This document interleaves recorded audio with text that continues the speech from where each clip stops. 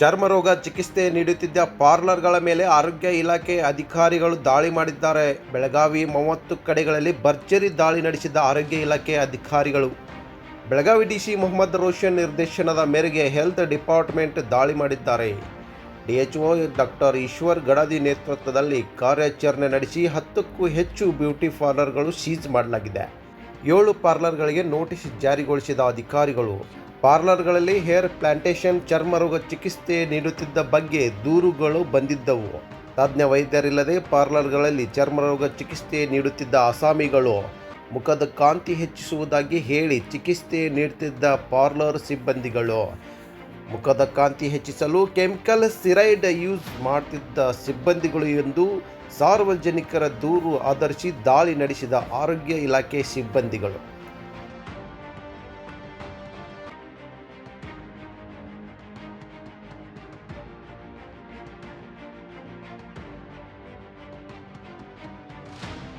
Tag room, this thing. So this thing, one small pen is there, and those are the cocktails which we use for microneedling.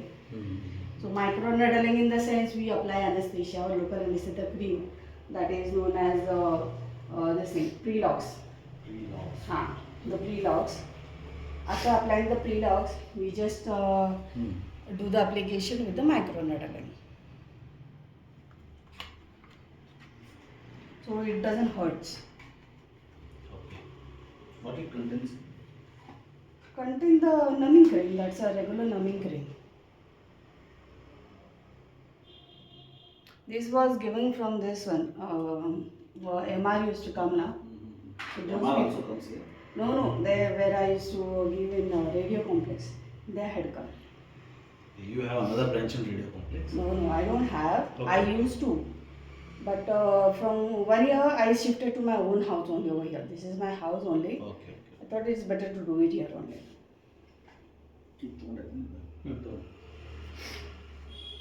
Anything issues, sir, regarding this? Yeah, we'll see. Good.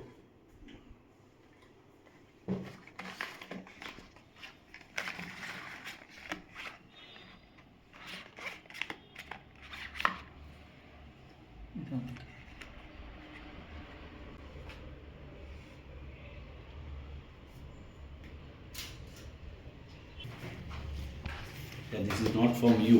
This is not from me. You can. This was during my classes. Shall I take this?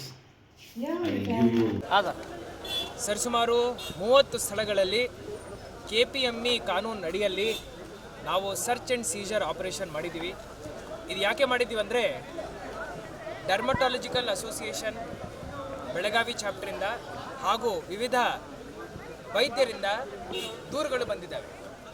ಏನಂತ, ಸಣ್ಣ ಸಣ್ಣ ಅಂಗಡಿಗಳಲ್ಲಿ dermatological treatment ಕೊಡ್ತೀವಂತ board ಹಾಕ್ಕೊಂಡು medical procedures ಮಾಡ್ತಾ ಇದ್ದಾರೆ.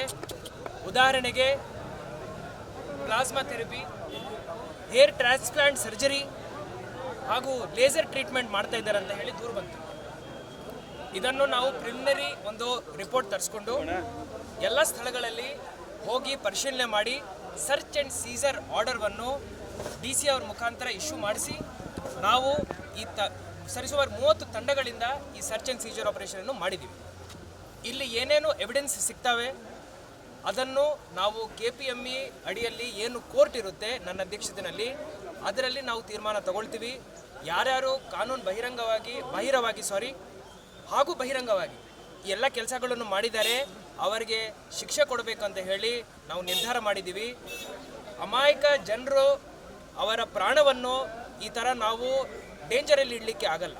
So ಅದರಿಂದ ಈ ಕ್ರಮವನ್ನು ವಹಿಸಿದ್ದೀವಿ. ಬ್ಯೂಟಿ ಪಾರ್ಲರ್ ಹೆಸರುಗಳಲ್ಲಿ ನಡೀತಾ ಇದ್ವಾ? ಬ್ಯೂಟಿ ಪಾರ್ಲರ್ ಇರ್ಬೋದು, ನಾವು ಡರ್ಮಟಾಲಜಿಕಲ್ ಥೆರಪಿ ಕೊಡ್ತೀವಿ ಅಂತ ಹೇಳ್ಬೋದು. ಈ ಥರ ಇನ್ಸ್ಟಿಟ್ಯೂಷನ್ಸ್ಗೆ ಅವರು ಹೇರ್ ಕಟ್ಟಿಂಗ್, ಮೇಕಪ್ ಮಾಡ್ಬೋದು ಬಿಟ್ಟರೆ ಈ ಥರ ದೊಡ್ಡ ದೊಡ್ಡ ಸರ್ಜರೀಸ್ ಮಾಡಲಿಕ್ಕೆ ಪರ್ಮಿಷನ್ ಕೊಡಲ್ಲ. ಯೂಟ್ಯೂಬಲ್ಲಿನೂ ನೀವು ನೋಡ್ತಾ ಇರ್ಬೋದು, ಈ ಥರ ಆಗಿ ಇನ್ಫೆಕ್ಷನ್ಸ್ ಆಗಿ ಎಷ್ಟೋ ಜನರು ತೀರ್ಕೊಳ್ತಾ ಇದ್ದಾರೆ. ಸೊ ಆ ರೀತಿಯ ಕೆಲಸ ನಮ್ಮ ಜಿಲ್ಲೆಯಲ್ಲಿ ಆಗಬಾರ್ದಂತ ಹೇಳಿ ಆ ದೃಷ್ಟಿಯಿಂದ ಬಹಳ ನಾವು ಒಂದು ನಿರ್ಧಾರ ತಗೊಂಡಿದ್ವಿ. ಈ ನಿರ್ಧಾರಕ್ಕೆ ಬದ್ಧರಾಗಿ ನಾವು ಇರ್ತೀವಿ. ಸರ್, ಈಗ ಸರ್ ಇನ್ನೊಂದು ಕ್ವಶನ್, ಸಾರ್ವಜನಿಕರಾಗಲಿ ರೈತರು ದೂರು ಕೊಟ್ಟಿದ್ದಾರೆ. ಇಲಾಖೆ ಅವ್ರು ಏನು ಮಾಡ್ತಿದ್ದಾರೆ ತಾವು ಸಲಹೆ ಕೊಟ್ಟಿದ್ದಾರೆ ಯಾವುದರ ಬಗ್ಗೆ? ಇದೇ ವಿಚಾರಕ್ಕೆ ಸಂಬಂಧಪಟ್ಟಿದೆ. ರೈತರ ಅಲ್ಲ ಸಾರ್ವಜನಿಕರ ದೂರ ಮೇರೆಗೆ ಏನು ರೇಟ್ ಮಾಡಿವಿ ಅಂತ ಹೇಳಿದ್ರಿ. ಇಲ್ಲ ಇಲಾಖೆ ಅವ್ರು ನಾನು ಕ್ಲಿಯರ್ಲಿ ಹೇಳಿದ್ದೀನಿ. ಇದು ವೈದ್ಯರು ಹಾಗೂ ಡರ್ಮಟಾಲಜಿಕಲ್ ಅಸೋಸಿಯೇಷನ್ ಬೆಳಗಾವಿ ಚಾಪ್ಟರ್ ಇಂದ ದೂರು ಬಂದಿದೆ, ವೈದ್ಯರಿಂದ, ರೈತರಿಂದ. ಸರ್ ಇದು ಬೆಳೆ ಹಾನಿದು ಅಂತ ಹೇಳ್ಬಿಡಿ ಸರ್.